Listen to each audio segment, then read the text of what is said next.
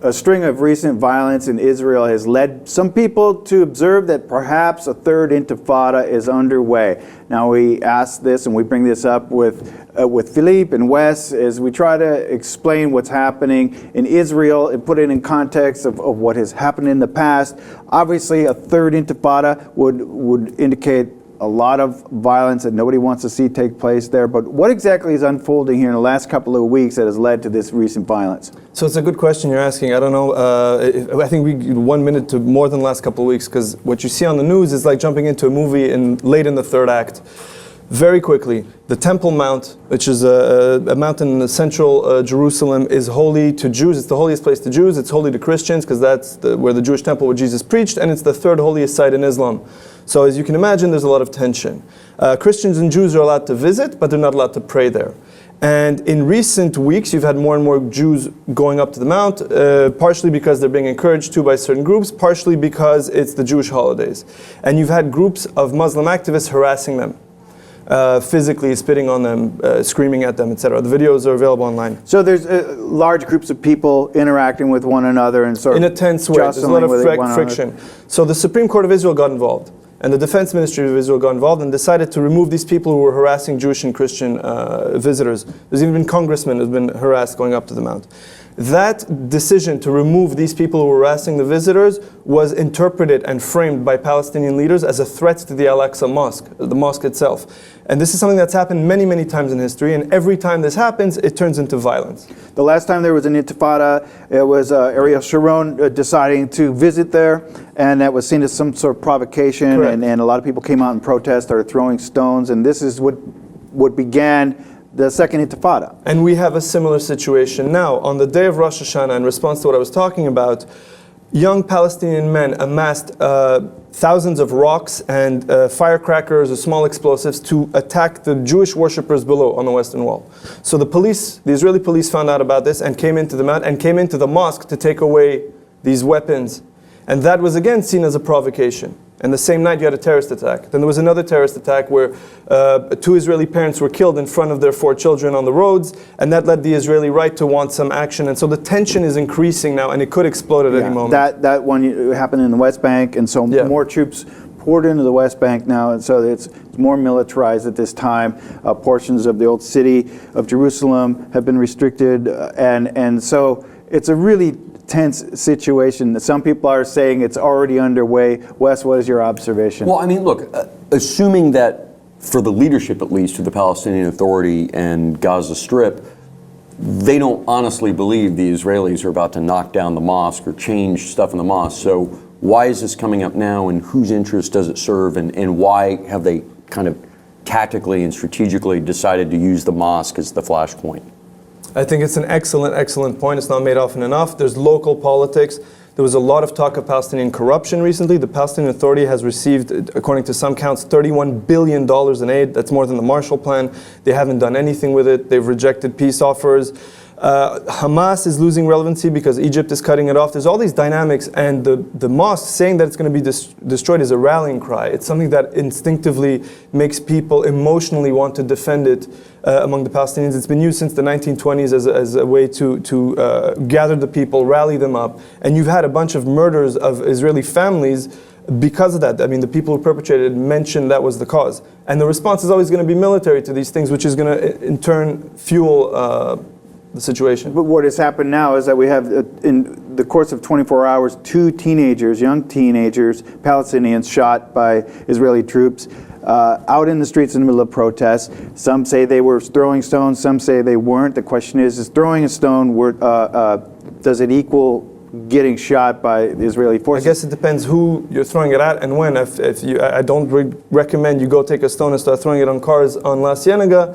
You're probably going to get shot as well. I don't understand why for 30 years we have children, minors, very young, 13 years old, being sent to riots in front of the cameras. I wouldn't send my kids. If the Palestinian adults decide that this is how they want to protest, by attacking soldiers with rocks and Molotov cocktails, that's their choice. Sending kids into the melee may be good for the cameras, but it's very, very, I think, wrong as a parent. And obviously kids are going to die once in a while when they're sent into the front line. I think the Israelis regret what happened, according to the statements they've made. Could they be more careful? I wasn't there, probably, but the bottom line is, if you have a riot and kids are there, kids are going to die. And these are the kinds of things that are going to escalate, and Absolutely. there will be a funeral, and these things spin out of control. And this is what we've seen in the past. How do we avoid? The question is, how do you calm the situation down now? I think from the Israeli perspective, there needs to be a message very clear, even though it's unfortunate that it's necessary, but very clear. We are not going to threaten the mosque. We are not going to change the status quo. We have respect for Islam, and there's no reason you should be afraid. Your leaders are telling you lies. We have respect for your religion. We're not going to touch the mosque. The Israelis need to come out and say that clearly in Arabic. I think they should. And as much as possible, withdraw the troops from areas where there doesn't need to be friction. In the old city, that's not possible. From the Palestinian side, there also needs to be an effort to calm the situation down. But what we've seen is, including Abbas at the United Nations, the speeches do the opposite. They're like pouring gasoline onto the fire, and I don't understand that. So far, Abbas, by saying that they've pulled out of any kind of obligation to the Oslo Accords, has given people rise to saying, oh, well, everything's off, let's go. But at the same time, he has stated that they've not condoned or endorsed any kind of intifada. They're not backing it, and without that, there is none. But he says other things. For example, last week or 10 days ago, he said every drop of blood that has been spilled in Jerusalem is holy blood. His TV recently, a couple of years ago, again related to Jerusalem, our children are our glory and honor. They were created to be fertilizer for the land of Palestine and to saturate our pure land with their blood. These are statements that he makes, or his TV makes in Arabic over and over again. You could see them at palwatch.org. So on the one hand, he's saying we don't endorse an intifada, but on the other hand, there's a glorification of terrorists and paying salaries to terrorists. People who kill Israelis get large salaries in Israeli prison from the Palestinian Authority. The leadership of the Palestinians needs to be held to account. The Palestinian people, it is normal that when you say these things, certain groups of young men, not all of them by any count, but certain groups will think it's their call to go kill people. And the leadership needs to calm them down. Just like the Israeli leadership needs to make it absolutely clear that the idea that Israel wants to destroy the mosque is absurd. Well, just to add a little bit more, I mean, what's Israel going to do to ultimately diffuse the situation? Because at the moment, Israel, I mean, at least to me, they seem to hold all the cards, in that they control the Palestinian land, they control the money, they control the armies, they control access to and from sites. And the Palestinians have been in this revolt now since the founding of the State of Israel.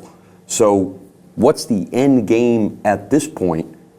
Yeah, that's for Israel to calm it, because I don't see anything calming it without a real political solution. In fact, it backfires. Listen, I don't know that there is a solution now. That's the tragedy of it. But there's been different attempts to solve it.